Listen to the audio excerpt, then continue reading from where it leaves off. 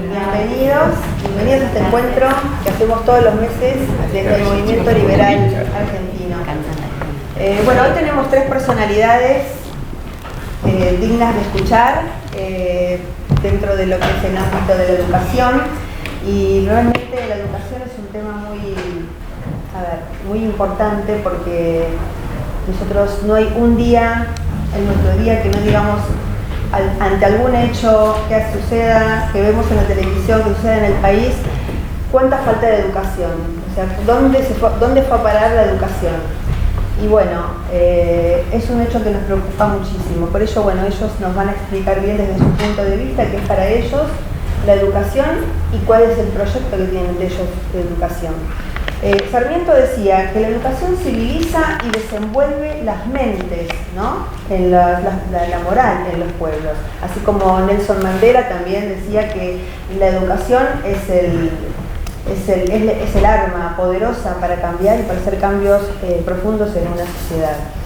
Y sin embargo, hoy, acá, en nuestros días, estamos viendo que la educación tomó un camino diferente, porque vemos en las dos partes de una balanza que por un lado tenemos las instituciones, las escuelas, ¿no? Tenemos donde nos formamos, donde nos instruimos, donde hacemos doctorados, aprendemos oficios, y está mal, o sea, se encuentra con problemas. Y del otro lado de la balanza tenemos los hogares, donde aprendemos las lecciones básicas de una convivencia, donde implícitamente aprendemos a gestionar las emociones, y también está mal.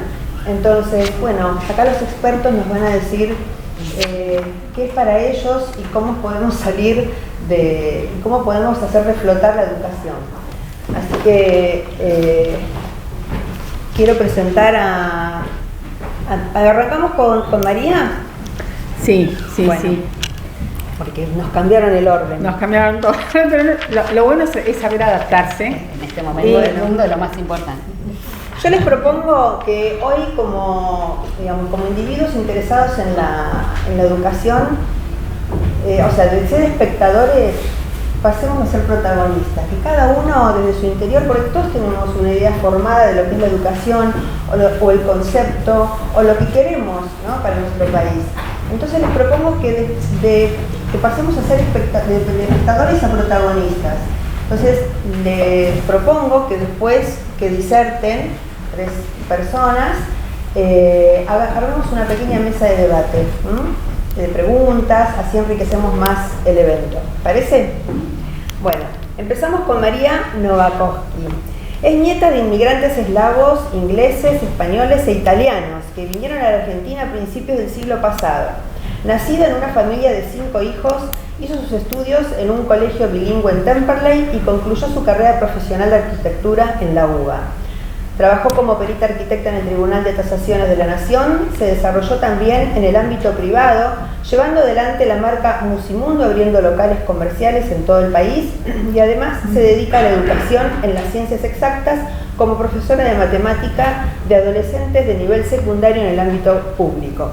Desde hace 5 años ha desembarcado en el ámbito político liberal, fundando 2 espacios que promueven las ideas liberales: Mujeres Liberales Argentinas y el Movimiento Liberal Argentino. También milita políticamente junto con el ingeniero Álvaro Luis Alzogaray y otros políticos dentro de la Unión Centro Democrática en Cabo. Así que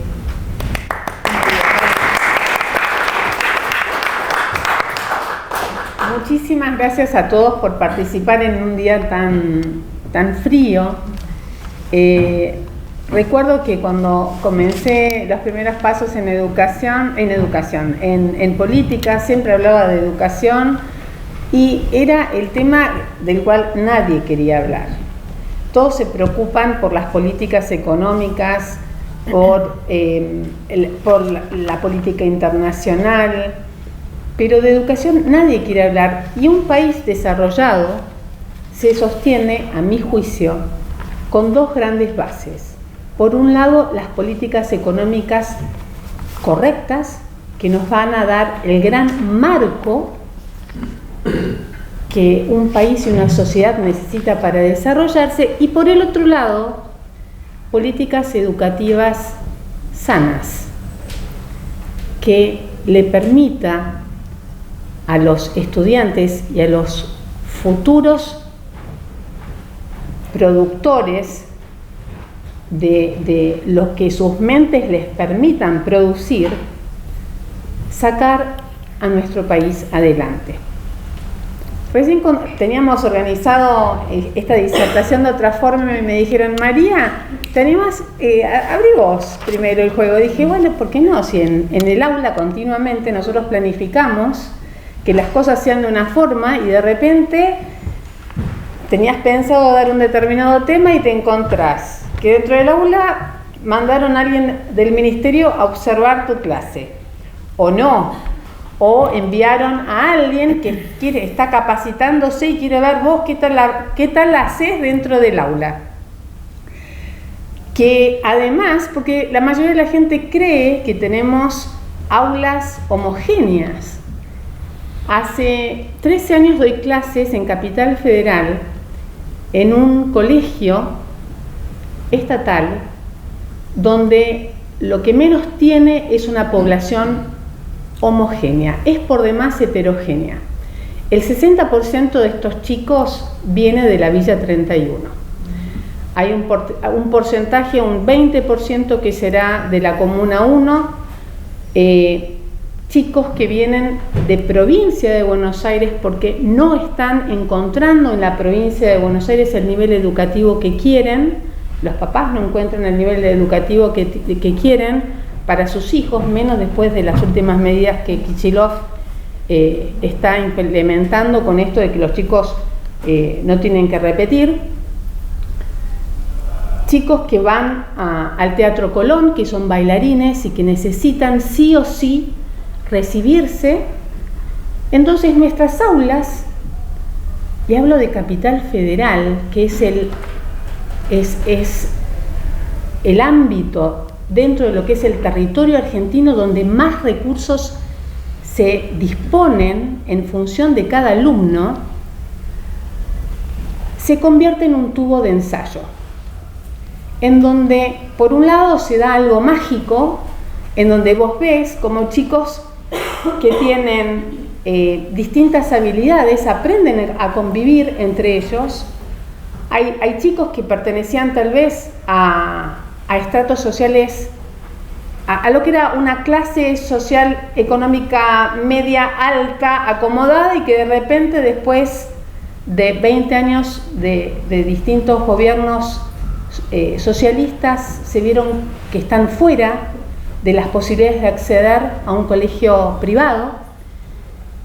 Tenés chicos que están intentando salir de esa trama que conocen muy bien, que es la de la villa, la de los planes, eso que saben que no funciona porque no funcionó ni con sus padres ni con sus abuelos, y que hay alguien nuevo que les está mostrando, como lo hace y lo hace también nuestro señor presidente, otro camino, pero no saben el cómo transitarlo. Entonces, no pasa nada. Entonces, nuestras aulas, y digo nuestras aulas porque entiendo que las aulas de cada colegio, sea de gestión pública o privada, nos muestra cómo es nuestra sociedad, pide a gritos que la sociedad intervenga. ¿Y por qué? ¿Por qué les cuento esto? Vamos a los datos, porque si hay algo que a los liberales nos gusta es manejar datos.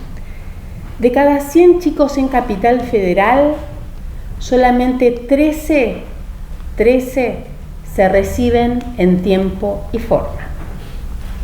El resto, solamente un 20% con todos los dispositivos para terminar y finalizar el sistema, terminan. El resto queda afuera del sistema educativo. De cada 10 chicos, 7 no comprende lo que lee finalizado séptimo grado. De cada 10 chicos, 6 no pueden resolver operaciones básicas. Y eso para comenzar a hablar. Y recuerdo que cuando empecé a investigar en esto dije, qué mal que estamos, un país como el nuestro, un país con tantos recursos, y encontré, como sigo formándome, me sigo formando como docente, no en la escuela de maestros que promueve, la que es docente sabe de lo que estoy hablando, no en la escuela de maestros que promueve el gobierno de la ciudad, que es un lugar, es un monopolio, ¿sí?, en donde los docentes sí o sí tenemos que capacitarnos ahí, porque es la cueva donde se hacen los grandes negocios, y si no te preparas ahí, no te dan el puntaje necesario para que tu perfil pueda crecer y tengas acceso a otros espacios. Después vamos a volver sobre esto. Entonces, ¿dónde iba con todo esto? Ahora me acuerdo. Entonces, me fui a UCEMA a hacer cursos de capacitaciones y me encontré con una página que se las recomiendo. Se llama Nuestro Mundo en Datos, Our World in Data. Y empecé a mirar cómo era el perfil educativo en otros países. Y me di cuenta que Argentina es un país pobre. Nosotros tenemos un país pobre, donde los países del primer mundo tienen tan solo un 9% de chicos que no comprenden lo que leen, mientras que el 90% de chicos de países subdesarrollados no comprenden lo que leen después de haber cursado su colegio primario, y que el 60% de los chicos que comienzan la escolaridad quedan fuera. Dije, nosotros estamos acá.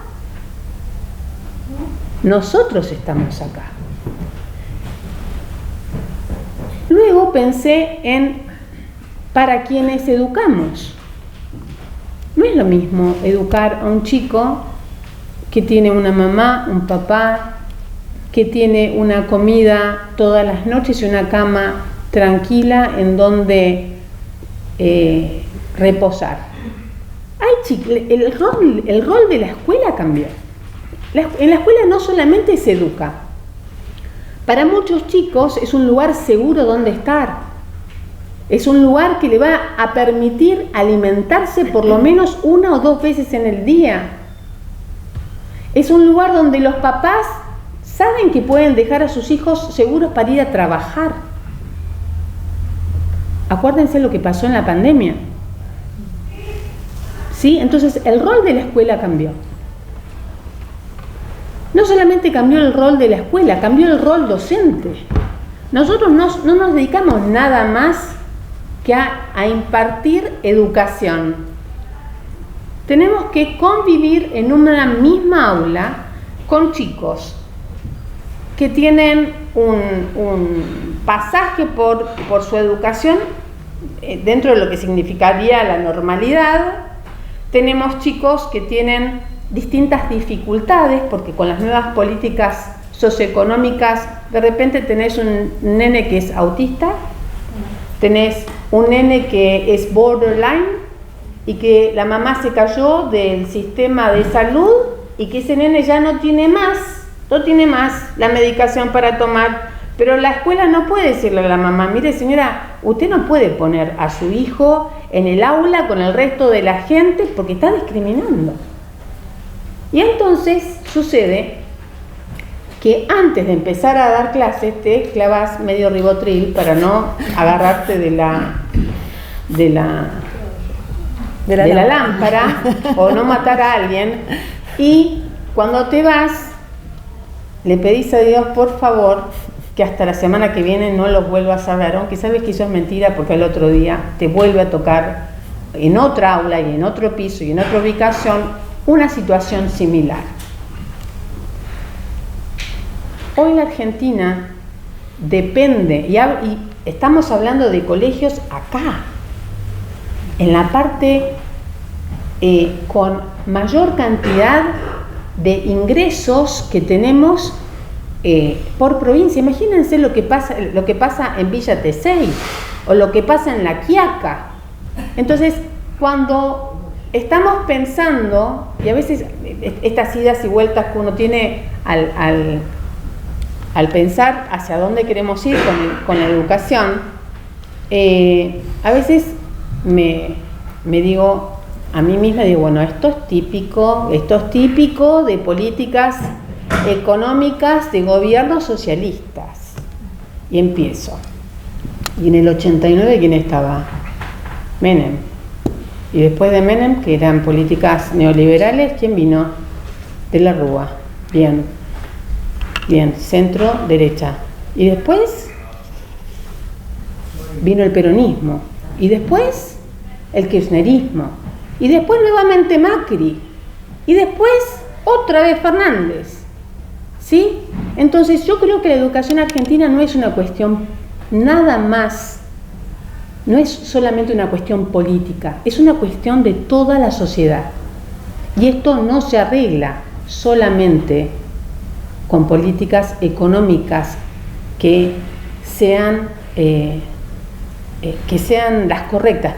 Desde ya, que si nos va mejor y cada uno de nosotros gana mejor, ese dinero va a derramarse hacia nuestros hijos y hacia la sociedad. Pero de este cuadro de situación no vamos a salir solos. Es necesario esto que estamos haciendo. Les agradezco muchísimo que hayan venido hoy y bueno, ahora sí vamos a escuchar un genio. No.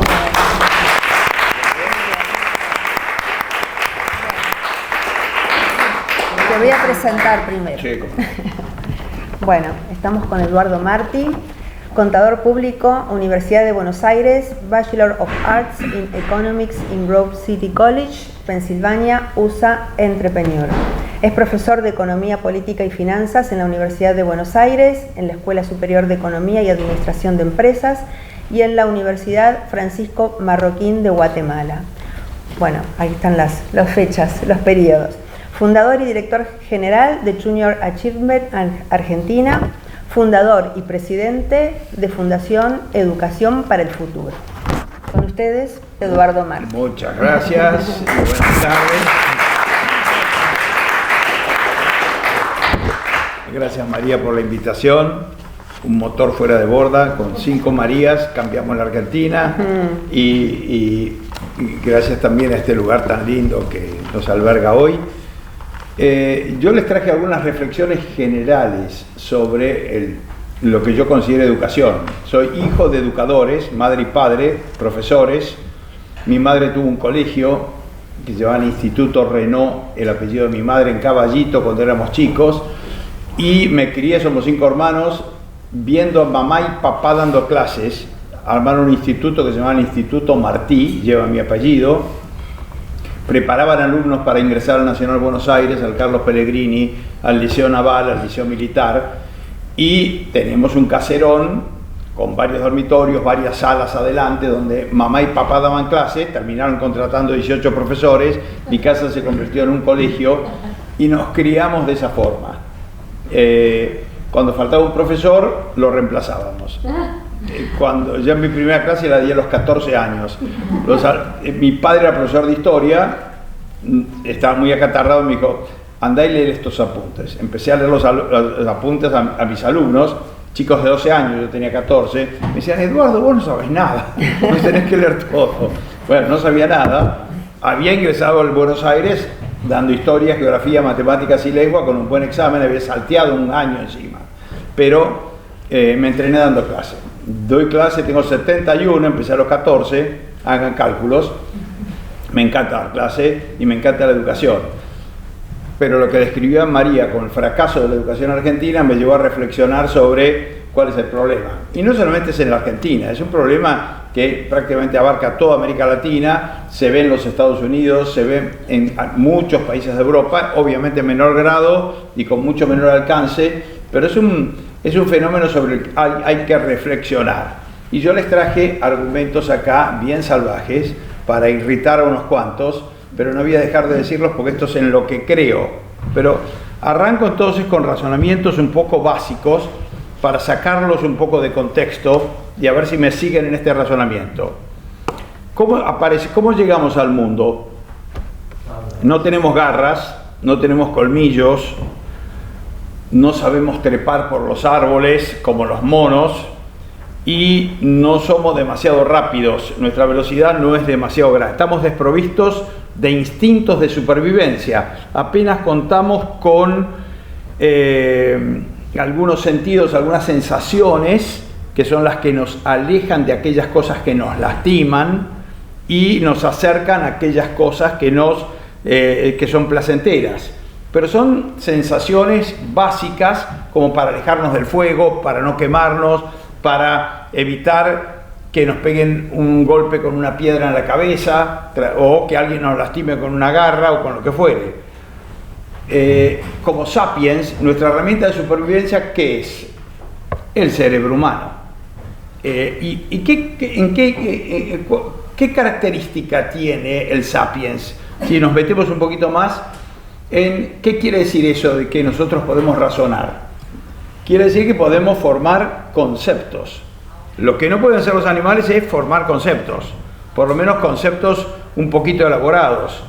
Es como una Commodore. Los animales se manejan acá y ahora, pero no pueden elaborar sobre el futuro ni sobre el pasado. Pueden rememorar alguna imagen, pero en general no pueden razonar. Nosotros podemos razonar y esa es nuestra herramienta de supervivencia. ¿Por qué? Porque nos permite planificar un poco mejor. ¿Cómo formamos conceptos? Recién fue descubierto en el siglo XX. El mecanismo que utilizamos los sapiens para formar conceptos nunca se terminó de entender. Sobre knowledge and decisions hay mucho elaborado, pero realmente, ¿cómo hacemos para formar el concepto perro en nuestra mente y poder comunicarnos a través de palabras, sustantivos, adjetivos, verbos, preposiciones, adverbios? Cada uno de ustedes va siguiendo lo que yo estoy diciendo ahora. ¿Por qué? Porque tiene una imagen mental en su cerebro que les permite responder a cada una de las palabras que yo empleo. Fíjense que estoy combinando toda una serie gramatical de conceptos y ustedes van captando todo eso. ¿Por qué? Porque cada una de las palabras que pronuncio repercute desde un nexo coordinante hasta una preposición en su mente, lo que les permite elaborar y seguir mis razonamientos. Ese mecanismo complejo es el que nos trajo hasta acá y tenemos luz eléctrica, aire acondicionado, calorcito en un día de 0 grados y elaborar vestimentas, poner un techo sobre nuestras cabezas y movernos con automóviles, inventar motores y aviones. Ese procedimiento es increíble. Les repito, es un conocimiento moderno. Que nosotros veamos un chihuahua, veamos un gran danés que no tiene nada en común y que veamos un fox terrier y que logremos identificar las características que tienen en común, y que utilicemos todos esos elementos, capturemos la esencia, que son animales de 4 patas que normalmente tienen una cola, algunos más largas, otros más chiquitas, y que dicen wow y que son carnívoros, y que omitamos las diferencias en tamaño, en color, en formato, y que logremos ubicarlas todas más o menos, identificar la característica esencial y meterlas en un chip de información, de manera que cuando yo digo perro todos sabemos a qué me estoy refiriendo, más allá de que después subdividen perros más grandes, perros más chiquititos, perros de distintos colores, etc. Ese es un procedimiento mágico, porque nos permite capturar el universo y meterlo en nuestra mente. Capturamos todo eso, después subdividimos, después profundizamos, después buscamos cualidad de cada una de los elementos que vamos metiendo en nuestra cabeza. Pero el proceso es ese. Y descubrirlo y ver cómo vamos integrando es importante. Además hay que agregar el elemento de la lógica, que nos permite identificar cuando estamos incurriendo en una contradicción.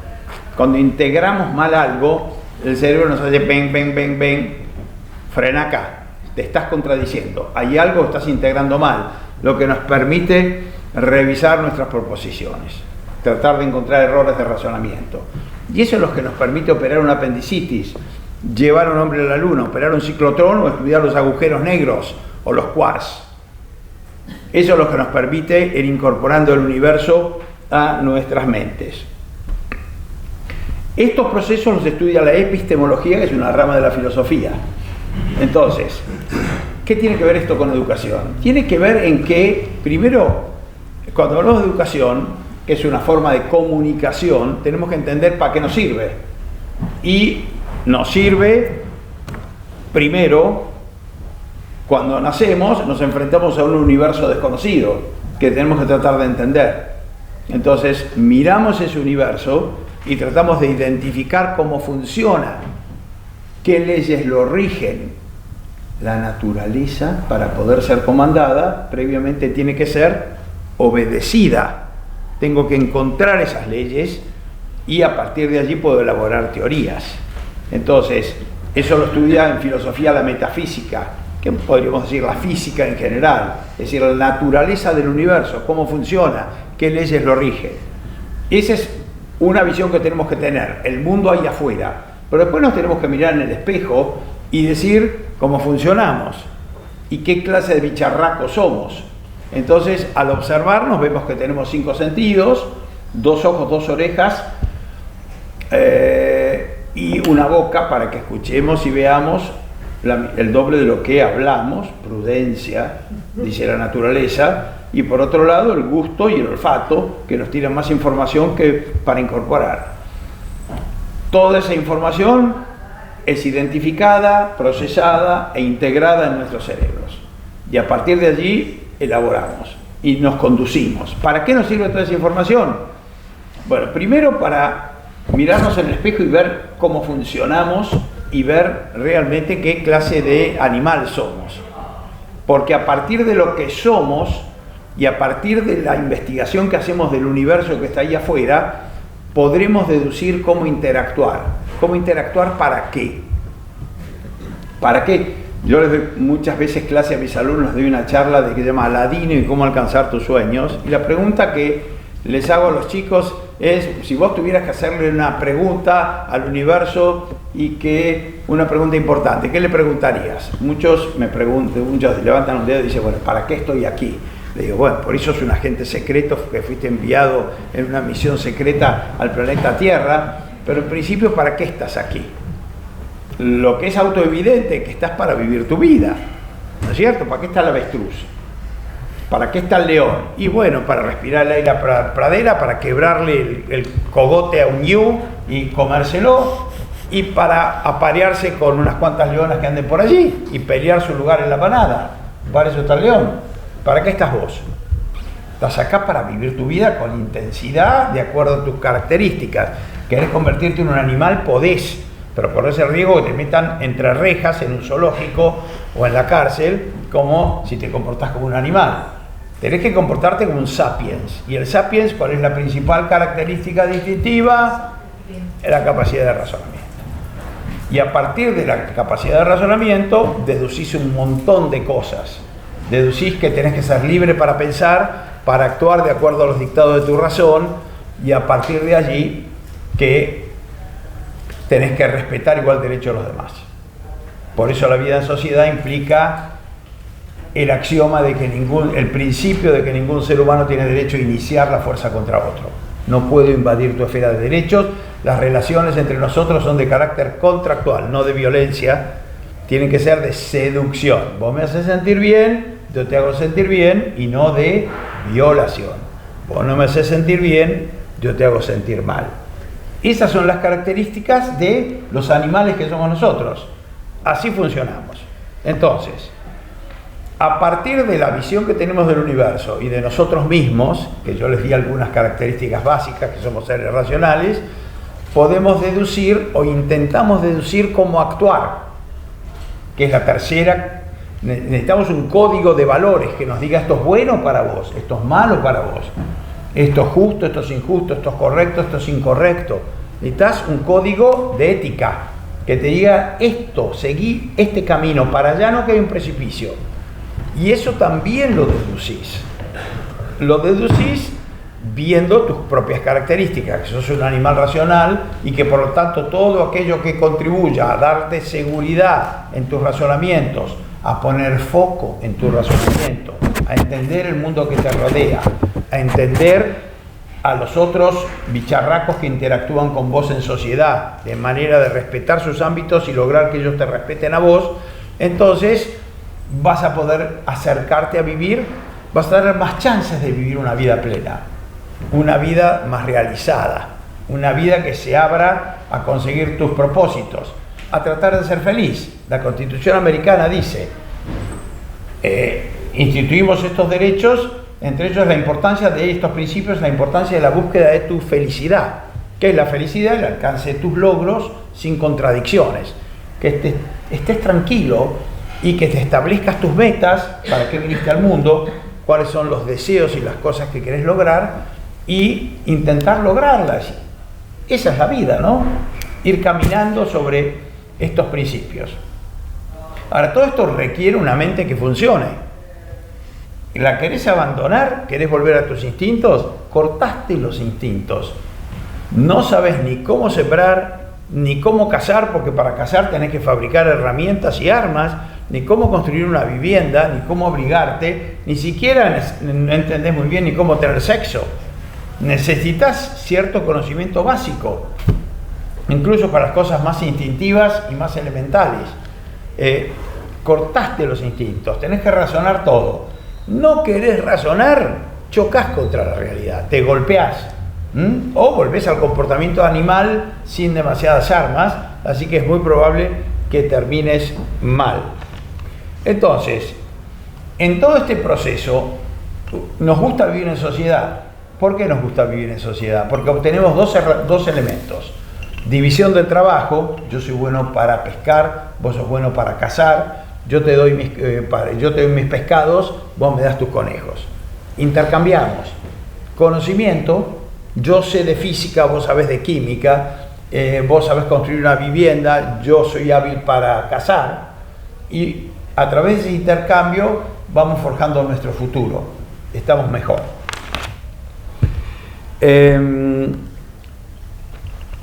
Todo esto ya lo dije.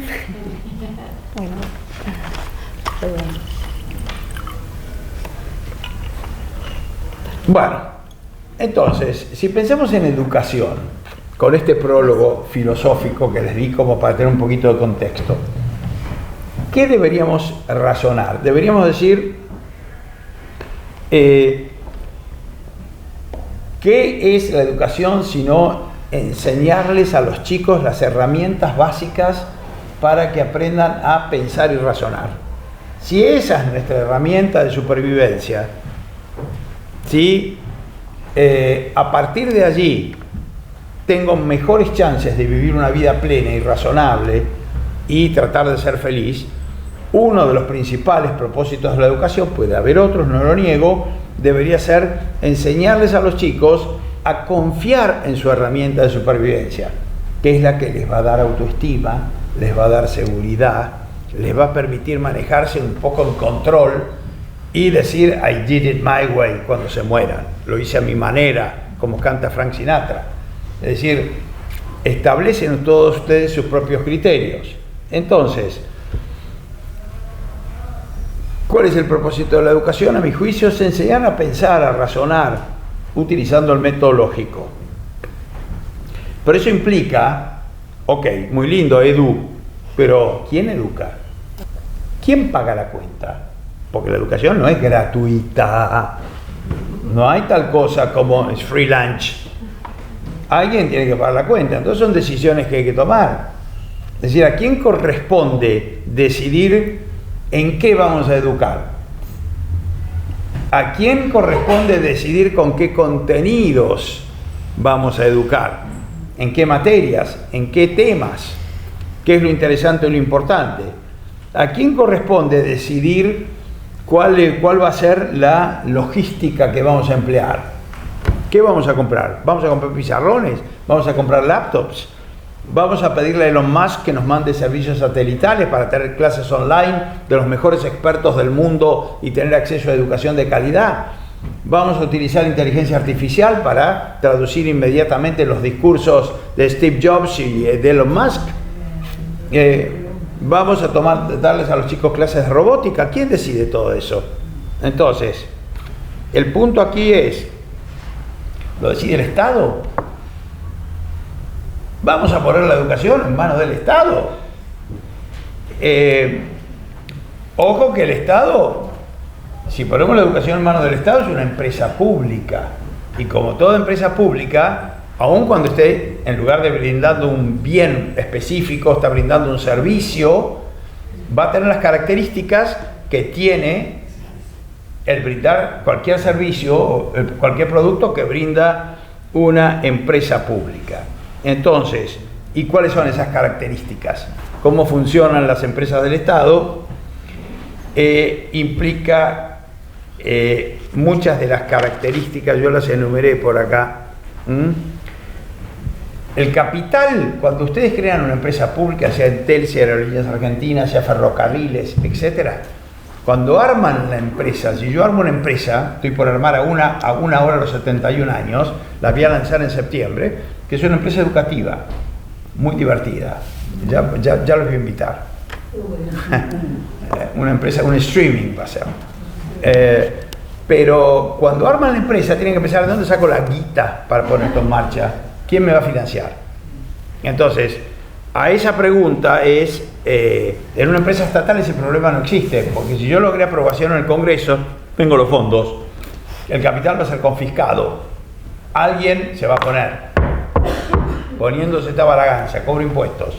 Segundo, si pierdo plata, es decir, si los ingresos que yo obtengo son inferiores a los egresos, es decir, a los gastos que involucra pagar los sueldos de los profesores, el alquiler del edificio, las computadoras, las comidas de los chicos, la luz, el gas, el teléfono y cualquier otro elemento que utilice dentro de las aulas, los salarios de los docentes, si entra cero dinero o entran los fondos de la cooperadora y tengo un gasto que se multiplica por 10, alguien va a tener que pagar la cuenta. Entonces, en una empresa privada, si los ingresos no superan los egresos, tiendo a quebrar y mejor que me preocupe por eso. Acá no hay problema porque en general las pérdidas o ganancias son irrelevantes en la empresa pública porque manifiesto mi faltante de caja, elevo el pedido al Ministerio de Educación, que a su vez eleva el pedido de fondos Hacienda y se aprueba en el Congreso partidas para el tema. Pero entonces hay un problema de ganancias o pérdidas. Además, si la hija de mi tía está desempleada y necesita una cátedra, entonces puedo utilizar un poco mis influencias para que esa persona llegue a dicha empresa. Es decir, todas las empresas estatales son reductos de ñoquis, lo estamos viendo todos los días en general, más allá de la ideologización, porque está atada a la política todo esto, y el adoctrinamiento que ya conocemos. Es decir, que el producto que bien describió acá María es malo. El servicio que otorgan es malo, a las pruebas me remito. Miren los índices de estamos invirtiendo el 6% del PBI, que podrá ser mucho o poco, pero los resultados son lamentables. Entonces, estímulos para innovar, pocos o nada. Queda a nivel individual. Una María seguramente está buscando métodos para hacer algo al respecto, pero no son muchos. Muchos se quedan allí. Y además tienen la clientela asegurada. En una empresa ustedes brindan un producto que no gusta, se les van los clientes, quiebran. Acá tienen la clientela asegurada. No se les va, la educación es obligatoria y además al cobrar yo impuestos para financiar este sistema educativo, la gente no tiene plata para pagar una educación privada de otro tipo. Entonces, se arman líos sobre qué enseño. ¿Pongo religión en las aulas? ¿Pongo educación sexual en las aulas? ¿Pongo robótica? ¿Pongo francés o latín? Cada maestro, cada profesor tiene su corazoncito. Yo sé lo que yo querría enseñar en mi escuela. Y estoy seguro que ustedes como educadores, cada uno tiene y quiere poner énfasis en determinados contenidos y algunos otros les parecen superfluos. A mí me encantan los deportes. A Alex Braque, que está por ahí de atrás, le gusta mucho menos. Y él enfatizaría, o tal vez le gustan, pero por ahí el ajedrez. O, digamos, cada uno tiene su corazoncito. El punto, ¿quién decide qué se enseña en general? El tema pasa entonces por todas estas definiciones. El punto es cuando un bien es público, todo pasa por la decisión política. Y ya vimos el problema de toda empresa pública en general. Entonces la pregunta se remite a, ¿es función del Estado educar? Según Alberdi, en principio no, nos dice seguridad es derechos individuales, es en todo caso defendernos de agresiones externas. Pero debemos agregar educación, ¿y por qué no salud? ¿Y por qué no una vivienda digna? ¿Y por qué no la comida de los chicos? ¿Y por qué no vacaciones pagas? ¿Y por qué no recreación? ¿Y por qué no una vejez saludable para los jubilados? ¿Y por qué no un seguro de desempleo? De accidentes. Tenemos 1 millón de accidentados que cobran un cheque. Eran como 70.000, pasaron 1 millón con Alberto. El punto es, ok, ¿estamos en presencia de un derecho? ¿Es la educación un derecho? Entonces, ¿quién tiene la obligación de pagar la cuenta? Y si decimos, bueno, el Estado tiene que salir a saquear a alguno. Entonces, ¿a quién saqueamos? Y ojo que si decimos a los ricos, el rico no va a dejar de tener su casa en Punta del Este o no va a dejar de tener... El rico lo que hace es deja de invertir. Y cuando deja de invertir, si la producción se achica, los bienes se encarecen y la demanda de mano de obra cae, por lo que los salarios caen. Entonces, ojo con el punto de eso de educación gratuita. No hay nada gratuito. El punto es cómo hacemos el sistema más eficiente y eventualmente, si llegamos a la conclusión de que alguno no puede pagar, ¿eso implica que el Estado debe proveer el servicio o eventualmente puede subsidiar la demanda? Y le damos un cheque para que el tipo elija entre múltiples opciones de acuerdo a las características de su hijo y abrimos el juego a vouchers o abrimos el juego a charter schools, donde le damos independencia a los directores. Yo como director de Junior Achievement termino en 5. Como director de Junior Achievement debo haber visitado 1000 escuelas a lo largo de 30 años de dirección. Desde Jujuy hasta Tierra del Fuego. Visitaba a los directores, hablaba de la escuela y les preguntaba, ¿y te gusta ser director? Muchos directores de 20, 30 años a punto de jubilarse me decían, Eduardo, me decía, soy una planta, 90%. Y le digo, ¿y por qué?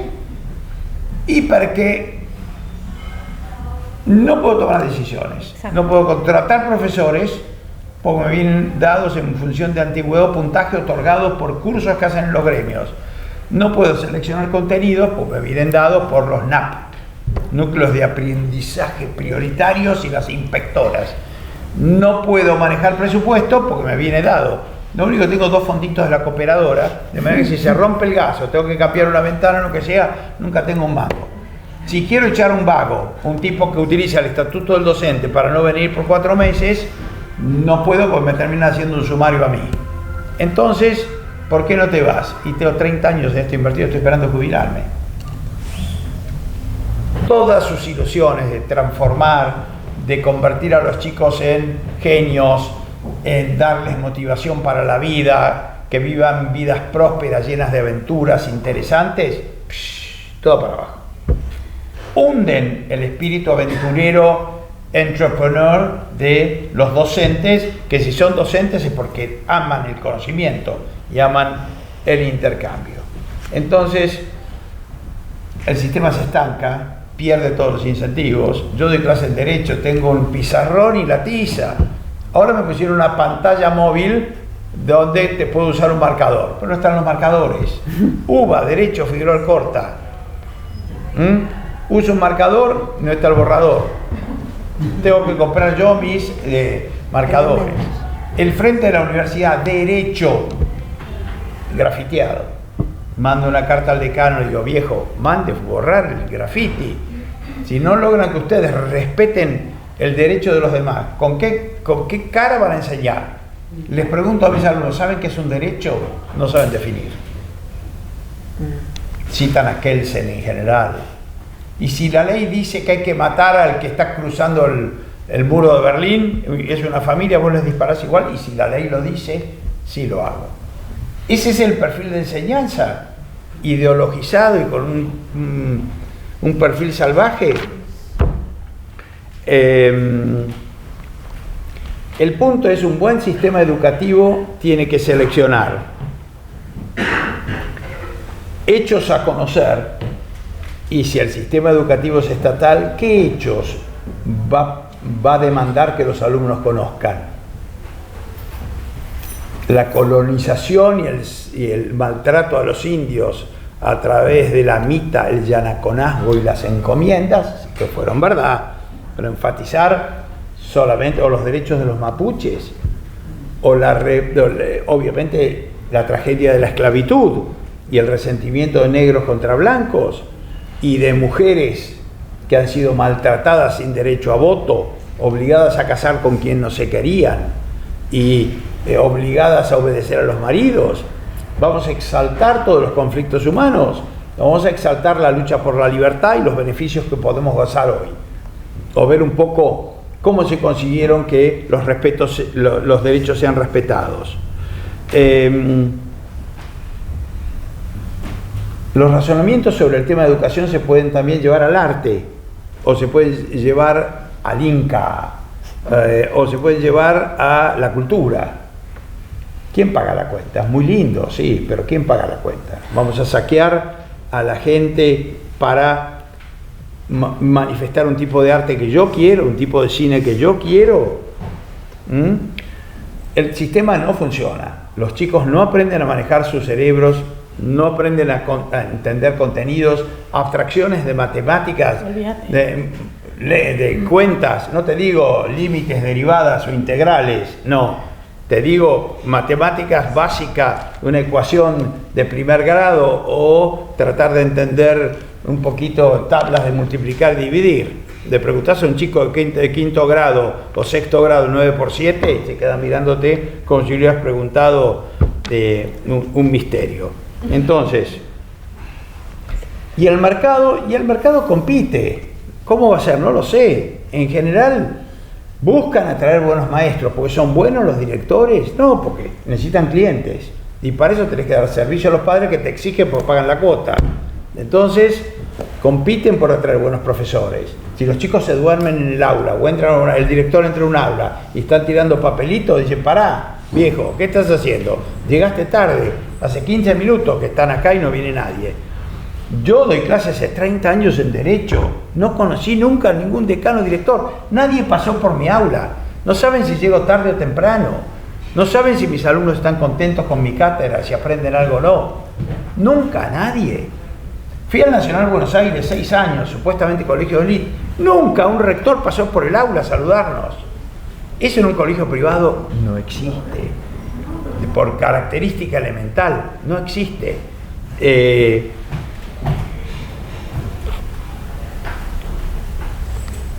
La competencia es sana en contenidos, en atracción de profesores, en formatos, en interactividad entre el sistema educativo y el sistema empresarial, para que los chicos se acerquen al mundo de la empresa. Conclusión: a mi juicio, el objetivo de un emprendedor en educación no debe ser intentar reformar un sistema, porque no funciona. Es como tratar de reformar Aerolíneas Argentinas o tratar de reformar Entel con el plan Megatel. No va a andar, no van a lograr. Van a conseguir un éxito parcial, pero se les va a dar vuelta al sistema. Al poco tiempo vuelven los campos de adoctrinamiento y de entrenamiento. El esfuerzo entonces es simplemente para ir derivando, aunque sea parcialmente, el sistema, un sistema de mayor competencia. ¿Competencia en qué? En contenidos. Empecemos liberando contenidos. Autoricemos al director a contratar y despedir profesores. Modifiquemos el estatuto del docente y saquémosle poder a los gremios. Démosle autonomía a los directores. Y le damos presupuesto en base a la cantidad de alumnos que logran atraer. Atrajiste alumnos, te damos plata. Si no tenés alumnos, porque el de al lado está haciendo un mejor papel, te sacamos plata. Y por lo tanto, los buenos directores van a terminar manejando 10, 15, 20. O sea, hay muchos charter schools que están manejando 20, 25. En Estados Unidos es un fenómeno enorme, en Texas. Si están aburridos, miren un poquito los que son las Harmony Schools en Texas y van a ver cómo crecen y abarcan más colegios con un funcionamiento eficiente. El Estado paga los sueldos, ellos se hacen cargo de todo lo restante y reciben plata en función de la cantidad de alumnos que logran atraer. Obviamente están llenos porque los chicos van felices a la escuela. Si yo le pregunto a cualquier alumno, ¿te gusta ir al colegio? En general pataleás. No debe ser así. El colegio puede ser un lugar atractivo al que te divierta ir, porque las escuelas Montessori, que tienen un método muy especial, van contentos los chicos, les divierte estar allí, con ese sistema de educación individualizada. Que hay que estudiar idiomas, matemáticas, ciencias, entrepreneurship, esa sería mi escuela, pero esa es mi oferta educativa. Si ustedes quieren enseñar otras cosas, tendrían que competir conmigo y ver si logran capturar alumnos. Tengo más material, pero me parece por ahora suficiente. Vamos.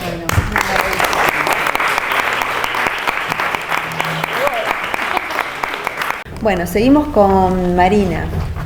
Marina es legisladora de la Ciudad de Buenos Aires desde 2021, es especialista en educación.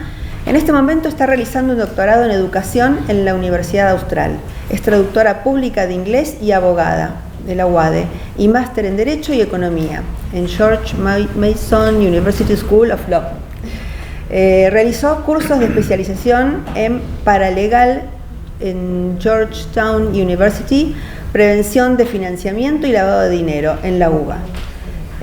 Smart City, Hertie School of Government en Berlín y presupuesto público en la Universidad Austral. Trabajó en el sector privado desde que terminó la secundaria, colaborando en la dirección de un centro de idiomas y actualmente realiza consultorías en compliance en el sector financiero. También trabajó... De todo. Ese último no, pero quedó. También trabajó en la Rectoría Especial para la Libertad de la Expresión, OEA, en Cato Institute para el Departamento de Economía Latinoamericana y desempeñó como coordinadora de la Secretaría Legal y Técnica de la Municipalidad de Quilmes, a cargo del Programa de Modernización y Procesos Administrativos e Implementación de Expediente Electrónico. Con ustedes, Marina Quiras.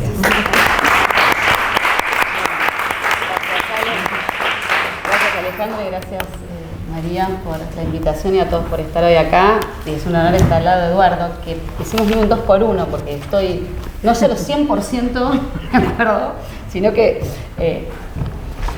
es lo que lucho todos los días. Todo lo que vos decís, nadie lo quiere escuchar en las mesas de decisión política. Pero quiero decir algo antes. Vos hablaste de Sarmiento, de civilización o barbarie.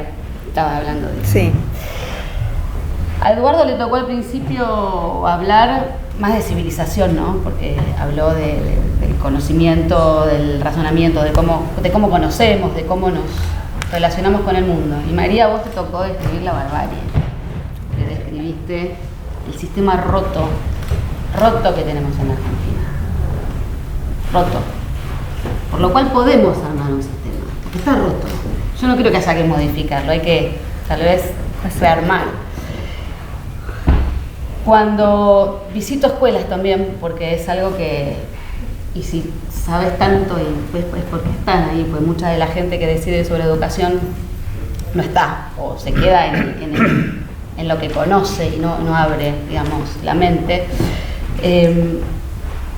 Hay un ejemplo que tengo ganas de darles, que es la Escuela Impulso. No sé si conocen los centros Impulsos de Montevideo. Es como la charter.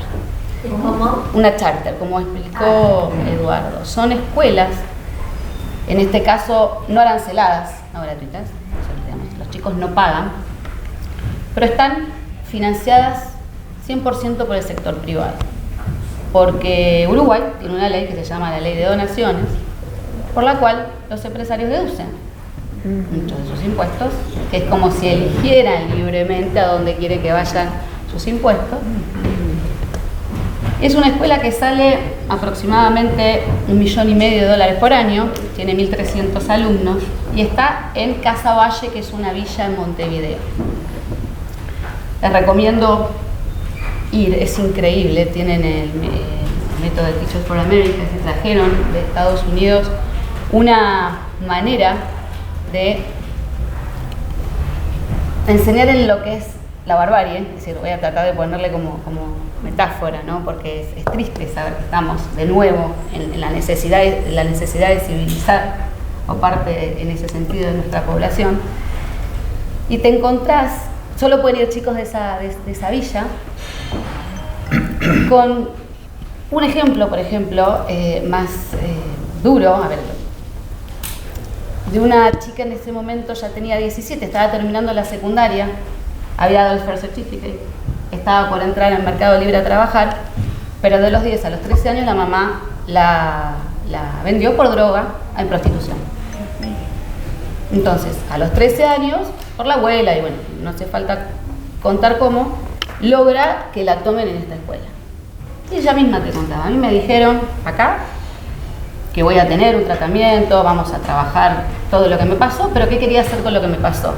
Quería que existiera una bisagra, que era esta escuela, que era esta institución, este lugar, este campus, y yo poder desarrollarme, yo poder civilizarme, lo podemos decir acá, no incluso esas palabras, pero lo que ella sintió fue eso, ¿no? La bisagra. Y a mí me gusta siempre hablar de una frase que es: ¿cómo hacemos para separar el destino del origen? ¿Cómo hacemos para independizar dónde nací de lo que puedo llegar a ser? ¿Dónde nací de este proceso de pasar a ser un ser humano racional? Y en la situación en la que está la Argentina y la ciudad de Buenos Aires, no es fácil. No es fácil decir no más educación pública, es decir, porque estamos en un momento en el que nacen ahí, nacen en un lugar en donde ven 2 o 3 generaciones de gente tirada en la calle tomando cerveza porque ponen un plan. Entonces, ¿dónde está el valor de estudiar? ¿Dónde se aprende eso que al principio se mama en la casa? En el colegio. Hoy tiene que ser en un lugar. Hoy lo llamamos escuela. Tal vez se puede llamar institución, se puede llamar club, se puede llamar grupo de aprendizaje. Es decir, todos tenemos que pensar en esta escuela diseñada por el Estado, en donde los estados, porque tenemos el Ministerio Nacional, tenemos el Ministerio Provincial y tenemos las Secretarías de los municipios. 3 veces. Todos esos fondos que se asigna el Estado para educación, ¿cuánto llega a los chicos? Las direcciones escolares. A las direcciones, más los consejeros escolares. Más el Consejo Nacional de Educación. Claro. Esos fondos que se destinan y que decimos, bueno, estamos de acuerdo en destinarlos a la educación de los chicos, 100. ¿Cuánto llega a cada chico? Si tiene que pasar por todos esos niveles y por todas esas burocracias. ¿El Ministerio de la Ciudad cuántos empleados tiene? ¿Alguien sabe? No. Para 1.300 escuelas públicas. 7.000, más de 7.000. Un edificio enorme, divino, en el medio de una villa. Es ese monopolio del Estado el que va a decidir cómo son las escuelas, cómo se enseña, qué se enseña, quién enseña, cuándo lo podés echar, cuándo no lo podés echar, cuándo se puede tomar una licencia, cuándo no. Entonces que se haga cargo también del desastre de la educación. Hoy me reía cuando hablabas de la privatización porque trabajo con chicos jóvenes y les quise buscar en internet las propagandas ¿se acuerdan? Viejo, cortaron el agua, las propagandas de Telefónica, de cuando se privatizó Telefónica, de que mostraban cómo se te cortaba el teléfono. Y bueno, es lo mismo, es decir, anda mal porque es gigante, porque no puede saber qué es lo que necesita. ¿Cómo llega a la necesidad de una comunidad educativa, que son todas distintas? Ni hablar un chico. ¿Y hoy cómo tenemos que enseñar? ¿Estandarizado o a medida? ¿Cómo es el mundo que viene? A medida. Cada ser humano que va aprendiendo a razonar, a conocerse, es distinto. Entonces, yo era justo que empecé este año el doctorado y estoy estudiando motivación, y todas las teorías de motivación eran de cómo percibe, ya percibir que habla de dónde venís, de cómo fueron tus padres. Acá tenemos una persona que vivió con educación. Yo me crié con mi mamá, que fue directora de biblioteca, y los libros y la lectura, y mi abuelo, que vino sin saber hablar español, aprendió en una biblioteca, y sus hijos fueron a la universidad. Yo no tuve carencias en cuanto a que en mi casa lo más importante era la educación. ¿Cómo hacemos con los que jamás le dijeron que era importante educar? Jamás leyeron un libro, no vieron un libro. Entonces terminan yendo a un CPI, los centros de la primera infancia, en donde sí, tratan de trabajar con la familia y le enseñan a la mamá que cuando le cambia el pañal estén tranquilos y hablarle, porque hay que hablarle al bebé. No les hablan. Entonces, ¿con qué palabra aprenden para después comunicar y generar el concepto abstracto de perro? Es decir, es durísimo. Una neonatóloga va en una maternidad acá en la ciudad de Buenos Aires y te cuenta también que la mayoría de las personas que van a tener a los hijos ahí, les hacen al bebé, no le hablan, lo tratan como animalitos. Y si esos primeros años, que son los más importantes, que está esa plasticidad, ¿no?, en el cerebro de los chicos, no le generás todo lo que habló Eduardo al principio, ¿cómo lo compensás? ¿Cómo hacemos para compensarlo? No sé, estoy haciendo una pregunta porque no tengo la respuesta en este momento. Menos la va a tener una persona que se llame ministra, ministro, ministre, como sea, menos. Seguro que tiene que ser interdisciplinario, seguro que tiene que ser a medida, no solo por las capacidades de cada chico, los intereses, sino por el contexto. Y ese contexto además cambia.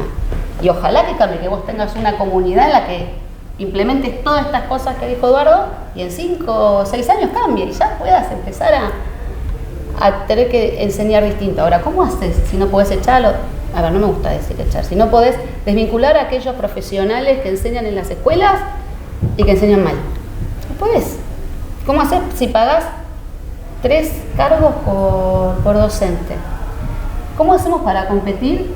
Es decir, yo soy pro School Choice, que es este movimiento que también los invito ahí. Yo tengo hay hasta movimientos en Twitter espectaculares que te van explicando personas que hacen fomento de la elección, digamos, de esta libertad de elección en todo Estados Unidos y van ganando, ¿no? Estados, porque allá, como acá, por estado puedes decidir tu sistema y vas marcando mapa.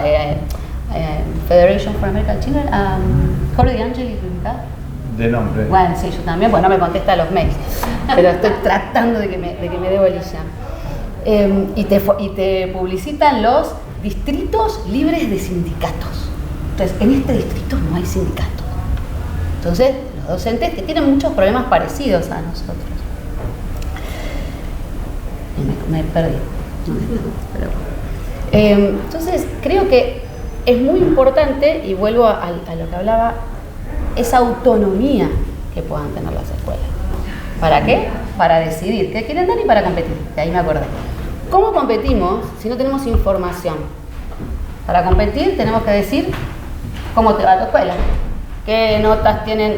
Si querés nos decimos que nota tiene Juan, Pedro y María, pero tenemos que decir más o menos qué nota tienen los chicos. Evaluación docente. No podemos hablar de la evaluación docente. Supongamos que pudiéramos. Está prohibido por ley nacional publicar los datos de las escuelas, porque estigmatiza. Entonces, ¿cómo hacemos para competir? Yo tengo ganas de no reformar el sistema, pero hay un par de cosas las tenemos que cambiar, porque no podemos tener competencia. Planilla de eficiencia interna. ¿Qué es eso? Es de lo que vos estás hablando y hoy vimos. Planilla se llama planilla de eficiencia interna que tiene cada uno de los colegios. Hoy estuvimos trabajando eso y que obviamente ¿se puede publicar? No se puede publicar, es súper secreto. Cuando llegué a la legislatura, yo soy nueva, digamos, sí. Es como tapar la basura abajo de la alfombra. Claro. Bueno, justo lo que estaba por decir, el mejor ejemplo. Cuando sos así, venís outsider, de la política, y bueno, vouchers, se armó un lío en Infobae y todos los vouchers con algunos legisladores. Claro, Y un funcionario, no importa qué, me dice, no, pero ¿cómo vamos a hacer eso? Porque si vos haces eso tenés que mostrar qué escuelas son malas. Claro. Y le voy a estar demostrando a los padres que mandan a escuelas malas. No, bueno, si voy a decir, yo voy a hacer un plan y voy a evaluar y vamos a ver, y las que están hoy mal le vamos a poner un montón, en el sistema actual, ¿no? Que el ministerio es el que decide, vamos a ponerle un montón de pilas a esta escuela para que empiece a mejorar, pero si tirás la basura abajo de la alfombra, no podés. Entonces yo vuelvo, y para mí es muy importante la batalla cultural. La batalla cultural económica la vimos todos. Nadie entiende, es decir, no digo nadie, perdón, muchos no entendemos muchas de las cosas económicas que hoy nos dicen algunos, o desde el presidente hasta todos estos 2 años, y sin embargo la sociedad está pidiendo algo distinto. Ahora, se necesita una batalla cultural en educación también. Surgieron después de pandemia estudiantes organizados que trabajan en las escuelas para tener centros de estudiantes no K. Por suerte están en Cava, no sé, en otros lugares están armando buenos centros de estudiantes. Surgieron padres organizados, pero tienen tantas tienen tantas cuestiones básicas antes, la escuela que se cae a pedazos, los docentes que no van, que tal vez no pueden llegar a hacer un fomento de los cambios que tiene que tener la educación desde un lugar un poco más tranquilo, sereno, para pensar en el futuro, para ver cómo podemos organizar para que la escuela, a través de las cooperadoras hoy no tienen un buen prestigio, no. Y sin embargo podrían hacer cosas fantásticas siendo los padres los que participen del proyecto educativo. Jurídicamente están, pueden ser asociaciones. Entonces, esa batalla cultural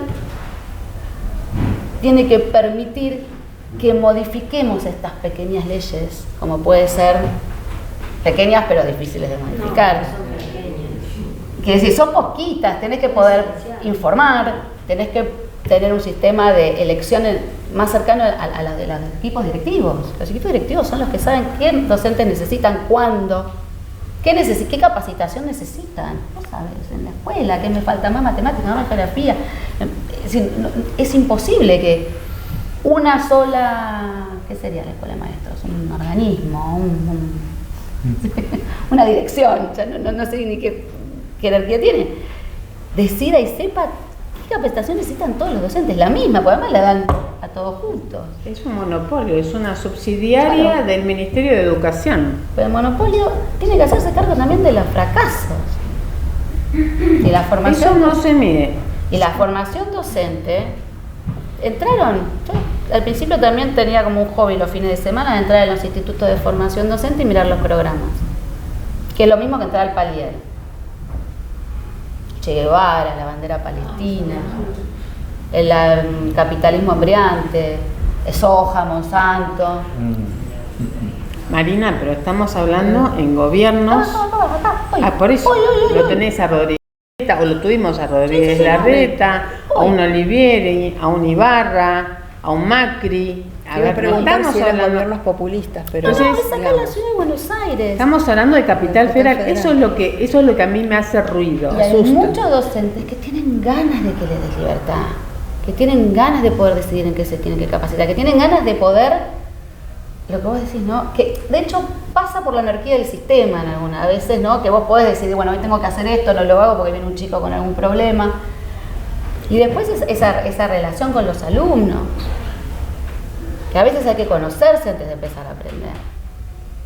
Y hoy en día hay que aprender a aprender, porque la información está, y tengo que aprender qué información es la válida, la relevante para mi investigación.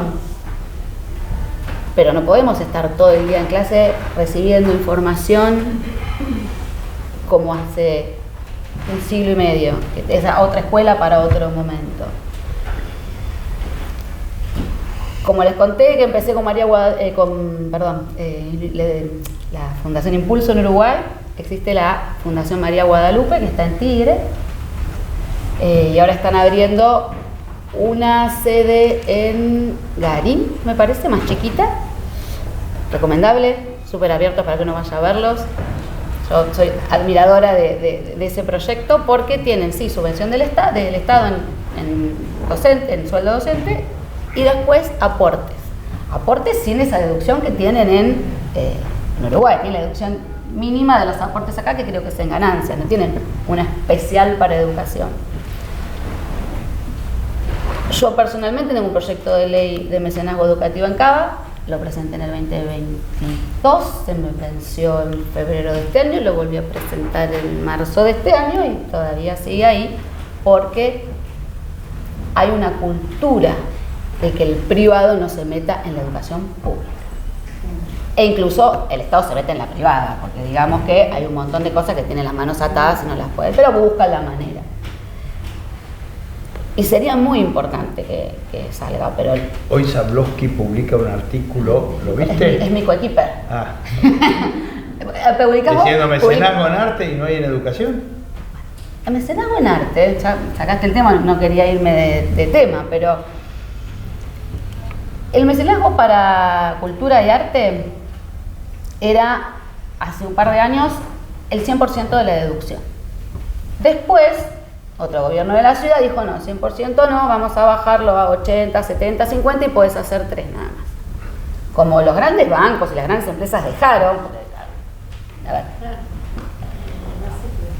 la semana pasada se volvió y se modificó la ley a 1,80. Estando una ley, un proyecto de ley, perdón, de donaciones o de mecenazgo educativo sobre la mesa, para poder tratarla, para poder aprobarla, no la tocan y prevén para este año 4.000 millones de pesos para mecenazgo en arte. 4.000 millones de pesos.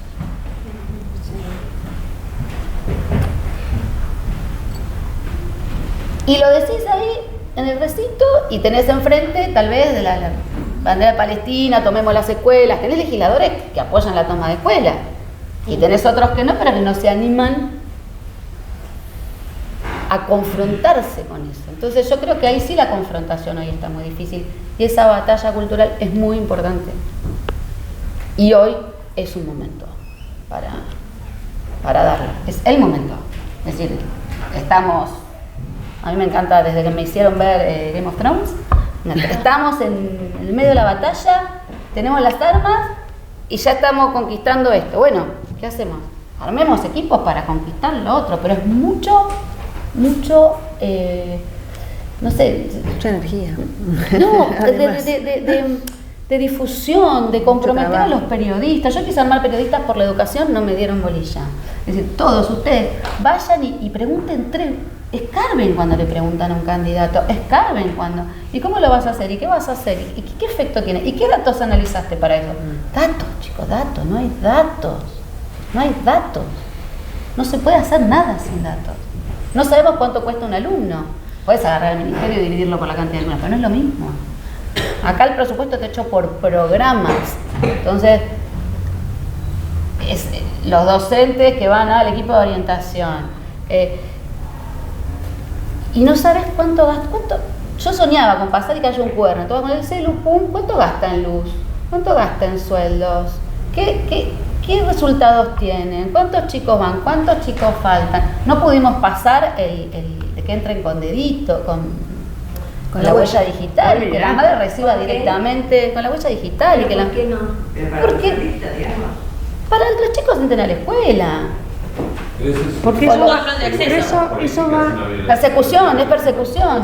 No, eso va contra la propia ley, en donde la última, la aprobada en el 2006, donde a los chicos ya no se les cuentan las ausencias. Antes, cuando íbamos nosotros al colegio, a las 15 ausencias o 25 faltas, quedabas fuera. Con la 14 y media. Hoy los chicos pueden tener 50 faltas, 60 faltas sin justificar y siguen dentro del sistema. Hay robos en las escuelas de la ciudad de Buenos Aires. ¿Hay qué? Robos, sí. Se roban las computadoras. Y en las comisiones vienen los docentes y se quejan, los padres y se quejan, y nuestros compañeros legisladores, no, porque es una vergüenza. cuando la ciudad quiso poner cámaras adentro de las escuelas, le metió un amparo para que no pueda haber cámaras dentro de las escuelas. Porque no por la identidad de los chicos. Ahora vas a un shopping y nadie te pregunta si te pueden filmar o no. Yo estoy en un momento, o en un aspecto más político, en el donde decimos, tenemos la posibilidad de poner proyectos de ley que modifiquen o que destraben estas barreritas que son... la mentalidad. Pues es la batalla cultural.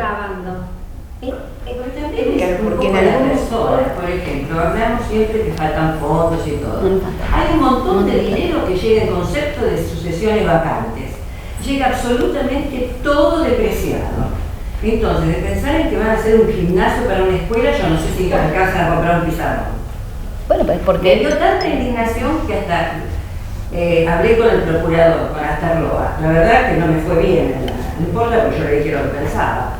No puede ser que esa plata, después hay todo con bombos y platillos, Acuña, con Laje y con Astarloa, de toda la plata de la asociación vacante. Y yo misma, como denunciante, me perjudiqué en el premio, que le dije, de irme a Europa voy a terminar yéndome al mundo marino. Y fue así, por la depreciación. Ahora él no se beneficia a nadie. Y cuando me dieron la entrevista, hablé con el procurador y vinieron dos señoras que parecía que me querían comer. Y tenían toda una toldería en la puerta de indigentes, que la única salida que tienen esos chicos es la educación. Entonces la tenían ahí delante. Fondos hay, el tema es como decía Eduardo, no hay que pensar que no es lo mismo quién lo financia que quién lo administra. Y eso es lo más parecido a las charters, que es lo que más me gusta a mí. Sí.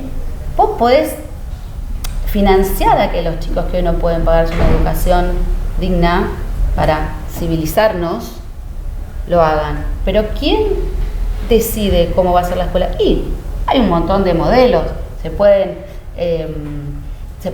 unir con el sector privado y está lleno de empresas que les encantaría poner un modelo de Global, Toyota, Mercado Libre. Les encantaría poner escuelas. Bueno, Eduardo. En provincia de Buenos Aires nos sucede que los polos industriales no encuentran gente adecuada para contratar. Claro, la escuela si Roca, vos necesitas en Shell, que el tipo tenga cierta la Roca de matemática, Campana. no hay. Solo, y otra cosa, o sea, la competencia. ¿Cómo generamos competencia? ¿No? Entre escuelas públicas o privadas, si Ahí no vamos, hay cupo. ¿Cómo no hay No hay cupo. Mi hijo fue un colegio privado, bueno, fue a varios colegios, ¿no? Pero se quedó libre. Lo reincorporaron, pero yo tuve que pagar una cuota, porque la sanción era económica. Le digo, pero el principio elemental de la pena, el corazón de María, donde fue la China Suárez. El principio esencial de la pena es que la persona tenga conciencia de la reprochabilidad. Le digo, no, les preocupa mi bolsillo. Sí. ¿Por qué no les hacen grabar cassette para la escuela de ciegos, algún trabajo voluntario para que ellos hasta se sientan bien? Ah, no, pero esto es un colegio privado. Como si el colegio privado fuera de tanta categoría. Yo, sinceramente, una vez estaba yo en la escuela, mi hijo se mandó alguna cosa, los chicos dicen me flasheé, y me levantó un acta el rector. Le dije, yo no te la firmo, porque tiene falta de ortografía. El rector, En todos lados tenemos que pensar en lo contrario del ministerio enorme, el elefante del Estado y de la persona, o de la comunidad educativa.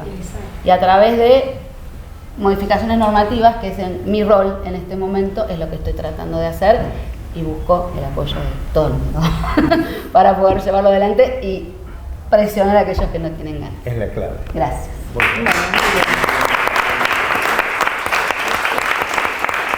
¿Quieres hacer una pregunta? Bueno. Dale, querías una pregunta. Ahí. Sí, María. Soy la hija de la señora. Ah. Muy contradictoria. Me presento brevemente para introducir lo que voy a decir. Soy profesora, tengo 19 años de un colegio público y también estudio ingeniería en la UBA. Entonces, tranquila, esta conversación va a ser un poco incómoda. Lo primero que me gustaría decir es dónde nos ubicamos hoy como institución la UBA. ¿Por qué? Porque cuando uno entra a una casa de estudio, se vuelve una con la casa de estudio y la defiende a espada Capa y espada. Estamos ubicados dentro de las 100 mejores universidades del mundo, antes que cualquier universidad privada. Antes que cualquier universidad privada. Entonces, estoy muy de acuerdo que el debate fundamentalmente se rige en no al programa, en el cómo educamos. Y justamente hoy tuve una capacitación docente y estoy completamente en desacuerdo con las capacitaciones docentes de la ciudad. Soy profesora de un colegio en Belgrano, de la ciudad de Buenos Aires, ¿no? Completamente en desacuerdo de cómo se llevan a cabo las capacitaciones docentes. Me parece que no es, el tema no corre en cómo bancamos, sino cómo hacemos, ¿no? Porque de vuelta, el doctor dijo,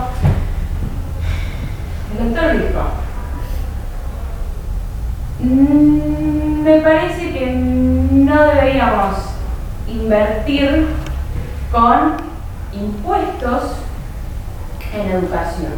¿Por qué? Porque eso va a afectar consecuentemente a quienes invierten en la economía de nuestro país, ¿no? Tal vez interpreté erróneamente. No, en parte bien.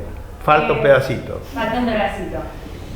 Me parece que no es así. Me parece que no es así. Y tal vez es un pedazo que yo dejo como ciudadana, como individuo. Me parece que no es así, porque la educación es un derecho fundamental. Es un derecho fundamental. Y ¿con qué voy a justificar esto? ¿Con qué lo voy a justificar? Hoy en día, la currícula del colegio que yo enseño, hay chicos no solamente de barrios precarios, no solamente de provincia. Hay chicos de clase media y de clase alta que eligen por voluntad propia la educación pública. Déjame terminar. Entonces sí existe una mano invisible en la educación pública. Sí existe. No es que solamente el sistema de valorización lo que va a dar un posicionamiento a las escuelas públicas. Sí existe una mano invisible que controla qué colegios existen y son los primeros en el ranking. Por ejemplo, ¿cuál usted cree que es uno de los mejores colegios públicos o mejores colegios? ¿Qué se hará por los pobres en una sociedad libre? O, Eduardo, vos proponés la privatización de la educación o que cada uno pague su propia educación y eventualmente haya algún fondeo voluntario para becas. ¿Qué se hará por los pobres en una sociedad allí donde aquellos que no pueden estudiar? Esa es un poco tu cuestión. O, no voy por el lado... No, pero va por el lado de que la educación es un derecho. ¿Escuché bien? No sé si es... mi planteo no nace de qué será por los pobres. No es un planteo social y de justicia. No. Entonces, ¿qué clase de planteo es que no entendí? Mi planteo corre... más que una pregunta, sería una afirmación en la que yo creo que estaría bueno debatir. Que no es, la educación pública no existe solamente para resguardar a los pobres. No. Porque hoy en día, y lo recalqué en la primera parte, hoy en día la Universidad 1 de Argentina es una universidad pública. Entendí. Entonces, si vos decís que puede haber universidad de excelencia, ¿no? Puede haber universidad. La ley 1420, educación pública, la educación es pública, es del público. Es decir, la educación privada es igualmente del público. Obvio. No es gratuita, porque alguien paga la cuenta. There is not such thing as a free lunch, Milton Friedman. Y es la idea de obligatoria, la idea de La pregunta ¿es compatible la obligatoriedad con el deseo de estudiar o aprender? El punto es, yo soy inteligente y voy a cuidar a mis hijos, los demás son bobos y no van a cuidar la educación de sus hijos y por lo tanto tengo que hacer obligatoria para terceros. El tema es cuando vos intentás la idea de que tenés que tratar de educar a través de la compulsión o a través de la financiación compulsiva, a través de impuestos, te olvidás de medios y en general y de los medios no van a ser ganados, van a ser expropiados y tenés que ser consciente de eso. Y cuando vos expropiás, hay Frédéric Bastiat, que era un economista francés, decía "ce qu'on voit et ce qu'on ne voit pas", lo que se ve y lo que no se ve. Lo que vos ves es lo que vos podés hacer con los fondos expropiados. Y vos decís, qué linda la Universidad de Buenos Aires. Fui al José María Ramos Mejía de Almagro, fui al Nacional de Buenos Aires, me recibí en sexto año, un año adelantado. Y después fui a la UBA, donde me recibí de contador público. Sé de educación pública y recorrí desde Jujuy hasta Tierra del Fuego 1000 escuelas públicas y por lo menos trabajé en 22 villas miserias. Trabajé 30 años, conozco el producto, me involucro con los directores y con los profesores, sé de qué hablo. Entonces, el tema es, cuando vos expropias plata, podés mostrar lo que ves y lo que haces con esa plata. Tu madre acaba de explicar muy bien lo mal que se emplea esa plata y los resultados nefastos de lo que acabas de ver. ¿Ves alguna excepción en la Universidad de Buenos Aires? De acuerdo a un índice bastante discutible. Yo estudié aquí, después estudié en un pequeño college de Estados Unidos y la diferencia de educación fue abismal a favor del college americano. No podía creer que existiera un tipo de educación en el tiempo más feliz de mi vida, en el perfil de lo que eran las aulas, la disposición de los profesores, la orquesta, los deportes, la disponibilidad de elementos de... Eso era la universidad, no estudiar en un aula repleta de grafitis con los montoneros que me mostraban la pistola cuando yo discutía con ellos y pará, déjame terminar vos a mí ahora. Entonces, ahí lo que tenés es, ¿qué es lo que ves? ¿En dónde empleas la plata? En algunos casos se administra bien. Están saliendo a la luz bastantes mecanismos de fraude en la administración de las universidades públicas y cuando se denuncian los radicales porque denuncian que tienen, no sé, 150.000 alumnos cuando en realidad se reciben 5.000 y te muestran como alumnos a gente que durante un año con suerte aprueba una materia y que hace 18 y tiene una cantidad dentro de la universidad de años promedio de 18 años para estudiar, entonces el número es, y que además no te dejan auditarlos porque la universidad es autónoma, no puedes auditar ni los colegios de la universidad ni cada una de las universidades en que se gasta la plata. Entonces lo que vos decís es una universidad de excelencia, el punto es en relación a ¿qué estoy midiendo?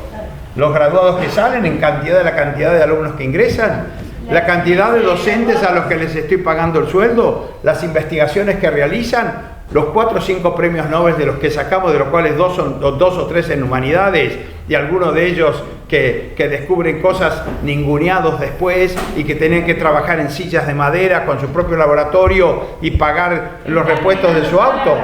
Bueno, vos lo estás diciendo. No, 4 o 5 premios Nobel. Sí, pero 4 premios. La calidad de educación. Pero eso es a pesar de los argentinos, eso es a pesar de, no gracias a. Termino con esto.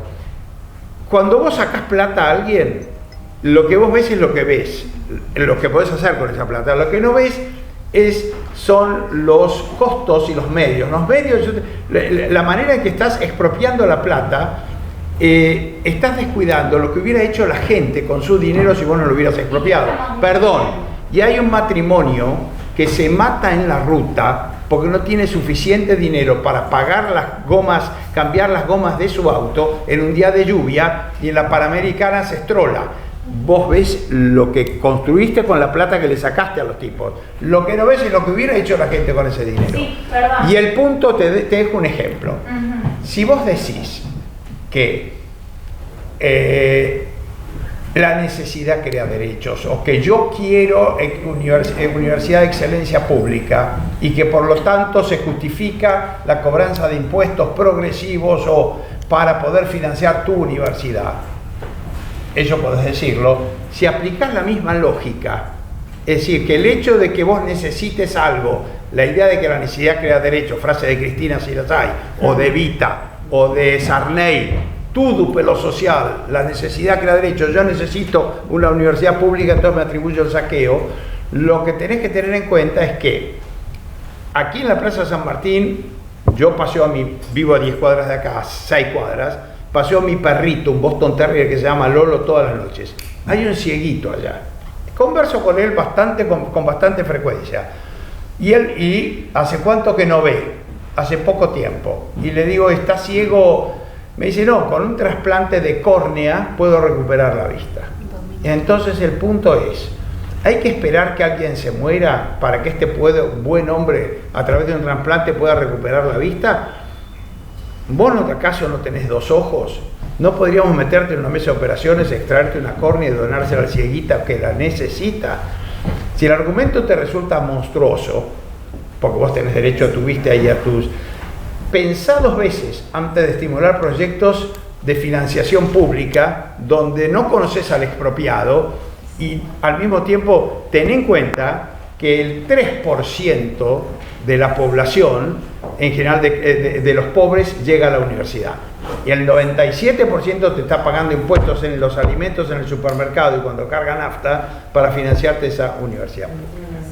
Entiendo de que hace un tiempo atrás habías puesto un proyecto para hacer denuncias sobre adoctrinamiento escolar en Cabo. Obviamente eso en provincia de Buenos Aires no está. Está el proyecto, creo, no sé de quién está el proyecto. A nivel provincial, pero yo no sé si de pronto a nivel municipal, un poco más abajo, sí se puede enviar. Sí, el tema son las sanciones, que los municipios no pueden hacer nada. Claro, porque tenés los consejeros escolares que tampoco están ni en el tema de adoctrinamiento, ni calidad, ni nada. Nosotros presenté el proyecto porque en realidad había un 0800 para llamar en la ciudad, pero te decía, hola, ¿cómo te llamas? Decime tu nombre, es como que vayas a denunciar corrupción y te preguntaran tu nombre, tu apellido, dónde vivís. Lo que nosotros proponíamos es exactamente lo mismo que cuando denuncias corrupción, que sea anónimo, que sea secreto, que se genere un sistema en el cual se va a la escuela y se analiza no solo adoctrinamiento, sino cuando los directores no pueden evaluar bien a los docentes, porque viene el sindicato y los aprieta, cuando un docente no quiere hacer paro, pero viene el sindicato y los aprieta, y otros tipos de agresión o maltrato de los docentes. Tampoco lo pasa. Pero una vez también me contestaron, pero se nos llenaría el Ministerio de Denuncias. Y bueno, a ver, ¿dónde está? Imagínate la provincia. Y nosotros logramos sacar a mi Grace de una escuela en Núñez, porque va mi sobrino, y si no, pública, que si no nunca hubiesen llegado a mí, hasta que mi hermana le dijo, mi hermana es legisladora y podemos hablar, de una maestra que maltrataba muy mal a los chicos, tenían mail desde 2014, la directora era amiga de la ministra y nunca la sacaban. La logramos sacar y ahora me llaman y me dicen que está de nuevo en la escuela. Es un problema importantísimo lo que nos está pasando, porque creo que es como salir, estamos en una... como en una círculo vicioso. Estamos en una cinta sin fin con el mismo paisaje y nos agitamos. Yo creo que tenemos que salirnos de esa cinta sin fin y mirar desde otro lado, desde la complementación. Con respecto, me quedé con algo que dijo Marina sobre por qué los docentes faltan. Yo no puedo hablar por todos, pero sí puedo hablar por mí. Y tengo 60 horas cátedra de lunes a viernes, trabajo de 7:45 de la mañana hasta 8:15. Y te puedo asegurar que los días jueves ya no doy más. Intelectualmente necesito descansar y me pasa que una vez cada 15 días hablo con el director y le digo, mañana voy a llegar media hora más tarde o una hora más tarde porque necesito dormir 8 horas.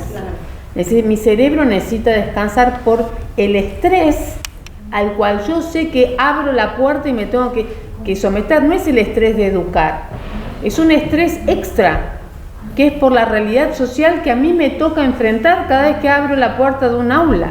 Entonces, yo estoy de acuerdo que en determinados casos puntuales detrás de un docente que se enferma o que toma otro cargo, hay un suplente y ese suplente se desgarró el pie y hay otro, pero también hay otros docentes que dejan su cuero haciendo lo que están haciendo.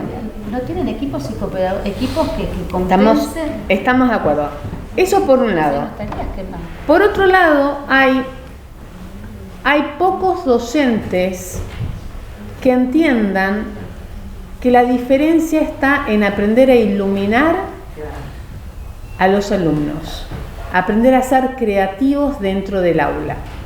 Confunden en el saber cómo enseñar, en atrapar esas mentes con técnicas que sean realmente creativas, lo confunden con el profesor pata. El profesor que toma con los chicos mate y toca la guitarra. Es un error de concepto. ¿Sí? Un profesor mío en Brasil, un gran profesor, Muniz Sodré, doctor en varias cosas, que él decía, es simple lo que voy a decir, que el conocimiento se transmite con afecto. El afecto hacia el alumno. Y otra cosa, el respeto tiene que ver con el afecto. Y otra cosa, varias preguntas tenía. ¿Dónde se cortó? Porque en algún momento era buena la educación pública. En algún momento fue buena, hace mucho tiempo atrás. Reconocido, me acuerdo que una vez fui de casualidad a la rural, que bueno, voy siempre, estaba para la Llosa, y justamente que no es de mis preferidos en cuanto a algunas cuestiones, pero él decía que qué pasó en Argentina, porque toda Latinoamérica quería venir a Argentina a estudiar, entonces, y ya no. Entonces, ¿cuándo se cortó eso? Se corta, mira, voy a hacer público y les pido en un contexto también general. En donde, ¿sabes dónde se corta? Un contexto. ¿Sabes dónde se corta? En donde la palabra de uno deja de tener peso. En donde lo que yo digo, atrás de lo que yo digo no hay nada más que palabras. ¿Cómo podemos modernizar este sistema frente a todo el elefante que todos los días impide el avance hacia la modernidad, tomando en cuenta estos tres ejemplos? ¿Puedo empezar? Dije un no que me salió de adentro porque estoy totalmente convencida que Eduardo y yo, que estamos frente a cursos, nunca dejamos de enseñar lo que queremos enseñar, más allá de las planificaciones, ¿cierto? Primero, lo que está bien. Creo que está en uno y en la cintura de uno cumplir con la planificación, pero enseñar lo que tenemos que enseñar para iluminar. En segunda instancia, entender que el 60% de los chicos que aún no saben leer y que aún no saben operar en matemáticas, siguen habitando las aulas. No es que nos deshicimos de ellos, ¿sí? Siguen estando en las aulas y esa es la mayor conquista. Que antes esos chicos no estaban en las escuelas, hoy están. Y vendrán vendrán como puedan, pero vienen, y está en nosotros saber cómo prender esa mecha para que se interese. A mí este año me ha pasado que me han querido pegar 2 tiros dentro del aula, me ha pasado, y con una denuncia, ¿sí?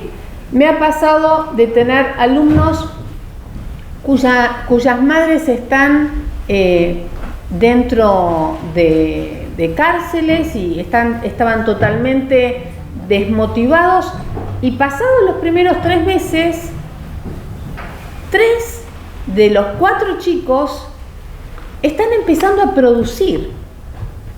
Eso me da una satisfacción tan grande. Ahora no te voy a mentir, termino muerta, agotada, como si hubiese corrido, ¿entendés?, la peor de las maratones.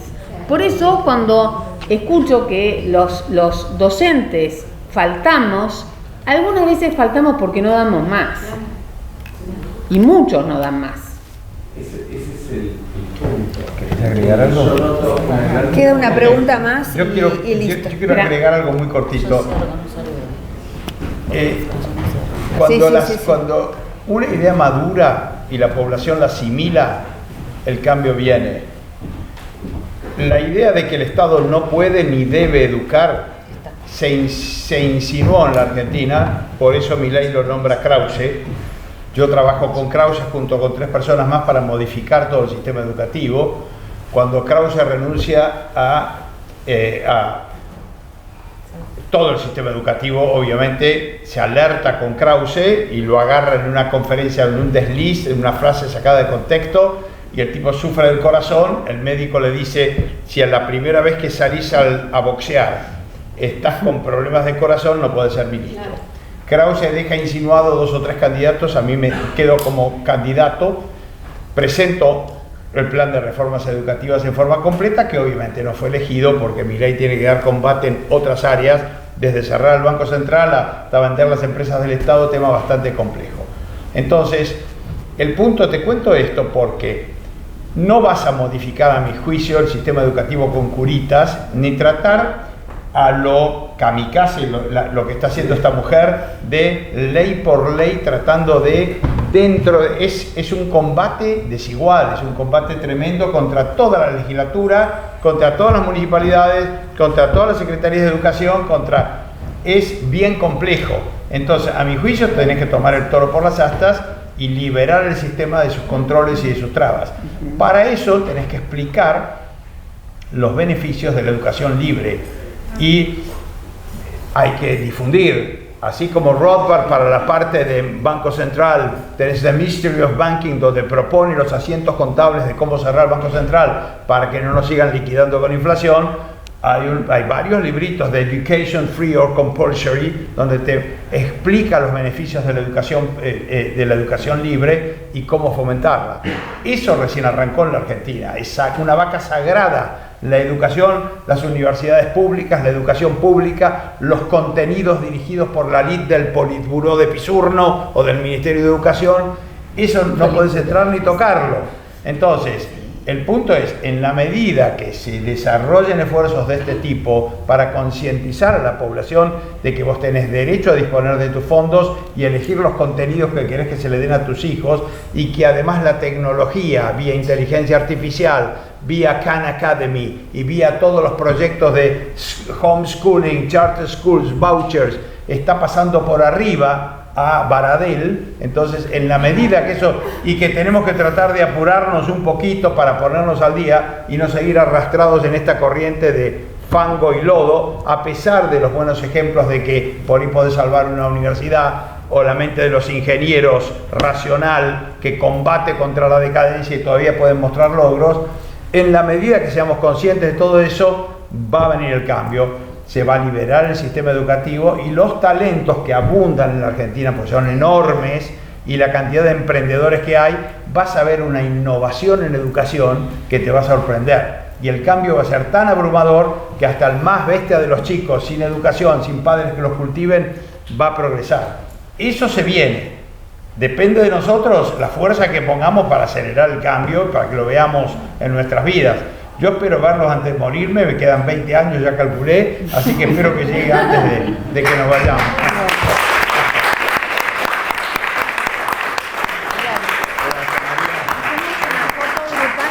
Hacemos una foto grupal. Marina, cerramos. Yo cierro nada más. Dentro de estas batallas que estoy dando, te pido prestado, se me ocurre escribir un libro, se llama Pupitres Argentina, donde explico un poco esta idea de reforma. Muy bien. Desde acá, desde la trinchera, pero bueno, se necesitan actores en todos lados. Y la batalla cultural, como dijimos, en economía funcionó. En educación la tenemos que seguir dando. Y bueno, tal vez ya es momento de que cada uno de ustedes se ponga, agarre un escudo y una espada. Gracias a todos.